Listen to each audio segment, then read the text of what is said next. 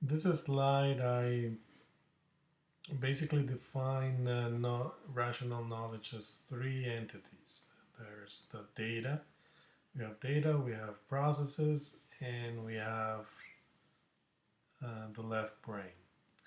So, in order for us to get knowledge, we basically have to interact with all the three.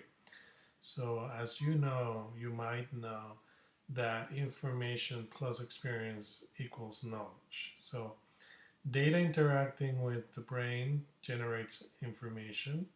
Data interacting with processes generates information. And the brain interacting with processes generate experience. So that's how we gain experience. So experience has many names. It's either practice, testing. Um, so just going through the process.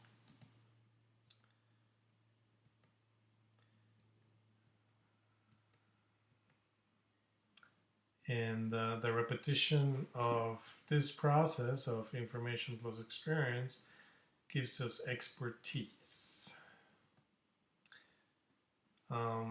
This goes along with the scientific method, which is basically data collection, analysis, observation, hypothesis, questions and discussions, and you do it again.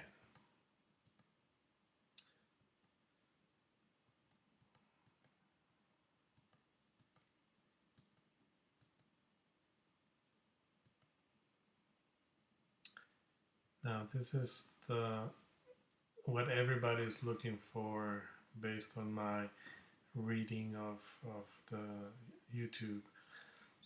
So here we have the right side of the brain, and we have in the center intuition, very important dreams. If you don't remember your dreams, you have to make an effort to remember your dreams to see what the universe is telling you. We have arts, we have creativity, we have imagination, inspiration, we have music, we have emotions, and we have gut feelings. So this intuition works as a radio. It's basically like a radio where you tune the stations.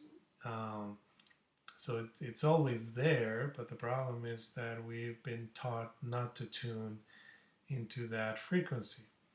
So, where is the information coming from in intuition? Is coming from above. So, for non religious people, let's call it universe. For religious people, let's call it God. And and and I see many videos talking about the someone talking and how do you know if it is intuition, if it is not. You have to understand that intuition does not work when your mind is racing or is stressed. It's like a river. So the intuition always works when the river is quiet.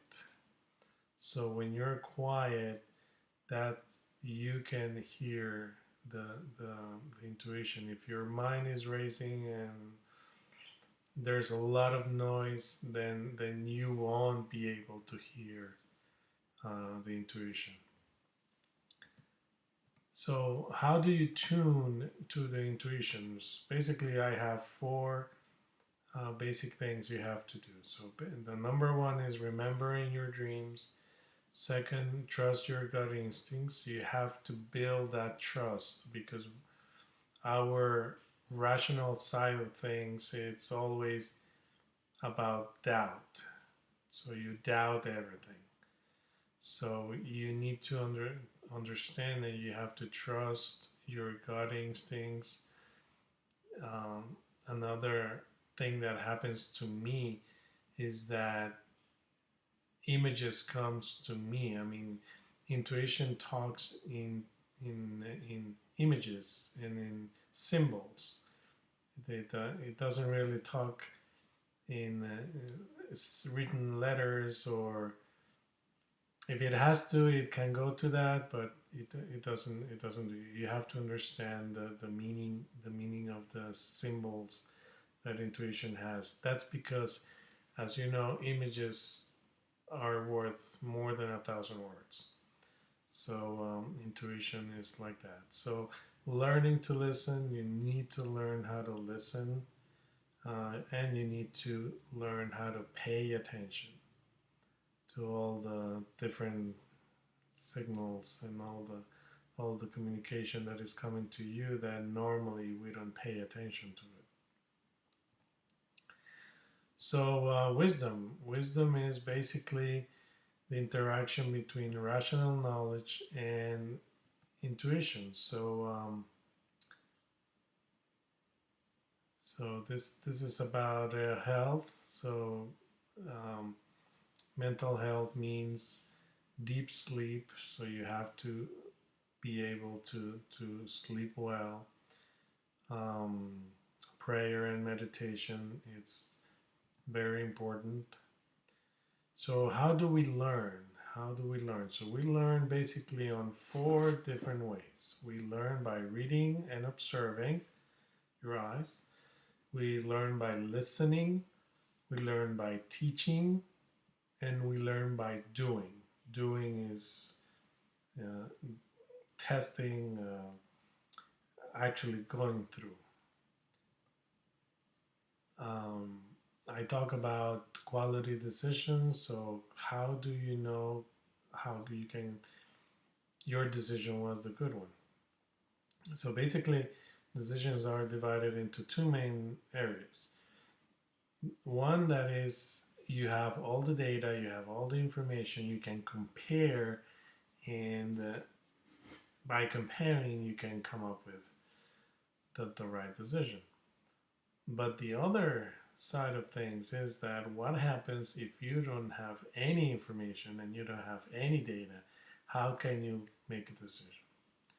So that's where intuition comes in handy, because intuition can allow you to make the best decision without having all kinds of data and information.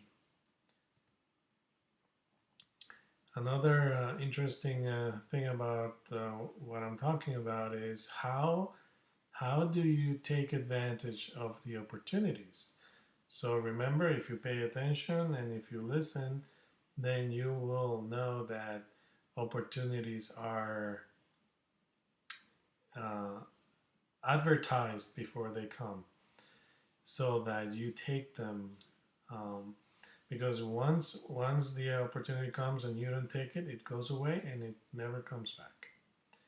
That's the reality. So in this diagram, it happened to me. I had literally 30 opportunities for a job that didn't pan out, and I had to learn through the process.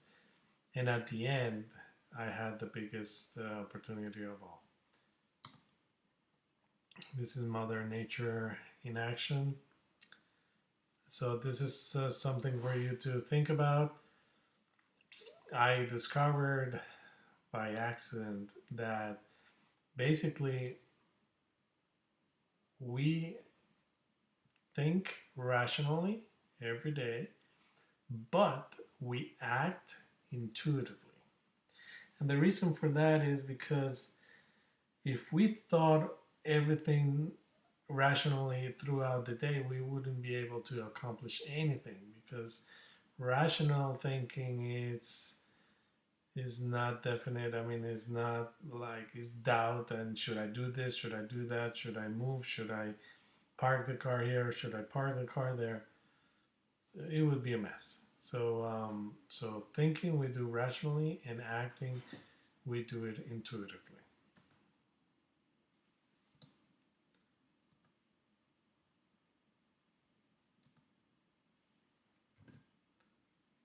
Go back to that.